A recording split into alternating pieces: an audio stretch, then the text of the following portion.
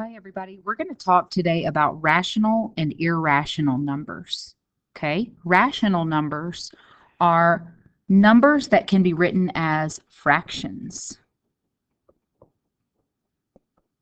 Okay, so numbers where you have a numerator and a denominator, and that denominator cannot be equal to 0. Okay, rational numbers are also fractions that can be written as decimals that are not repeating. Okay, so for example, if I had a decimal that was, let's say, 0.15, that is called a terminating decimal, and that's a rational number because it doesn't go on forever. It ends at the 5. Irrational numbers cannot or can't be written as a fraction. Okay, so that an example of that would be also a decimal that goes on forever. It's a decimal that will go on forever without repeating.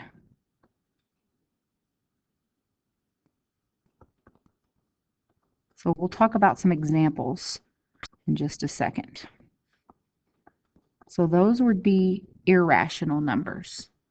So let's list out some examples of irrational numbers.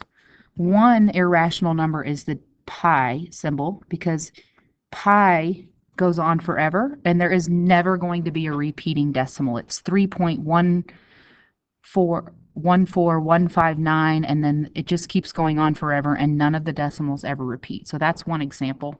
The square root of 2 is an irrational number because when you find the square root, it's going to be close. It's going to be a decimal, but if you were to use a calculator to find the square root of 2, you'll find that it goes on forever, and it does not repeat.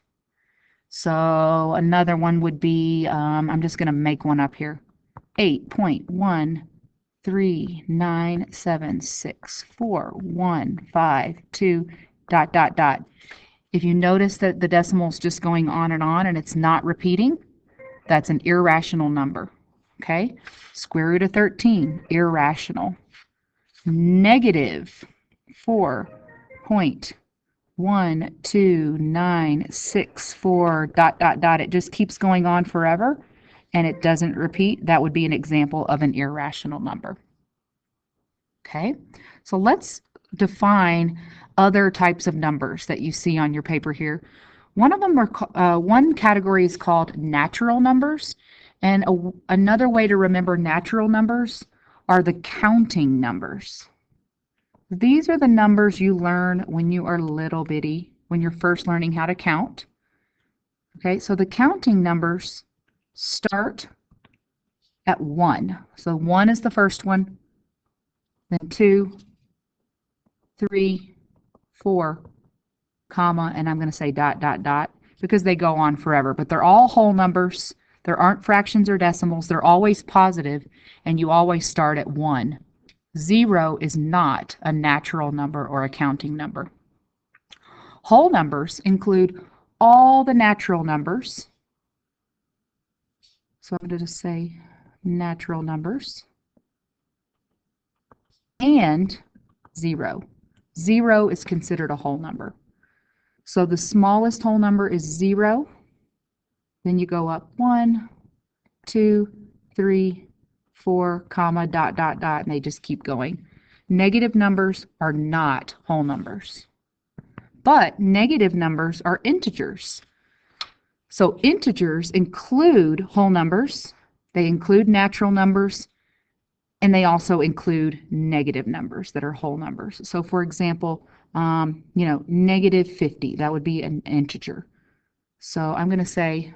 because it's going to go on forever in both directions. Negative 3, negative 2, negative 1, 0, 1, 2, 3, dot, dot, dot. Okay? And then finally, rational numbers include everything above. They include natural numbers, whole numbers, integers, and they also include fractions and decimals that repeat. So for example, 0.3, which is 3/10.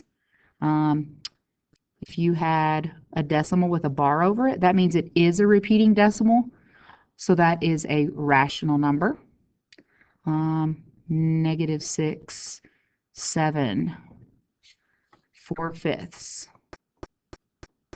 5 1/3, because if I rewrite 1/3 as a decimal, it's repeating. 6.5. These are all examples of rational numbers.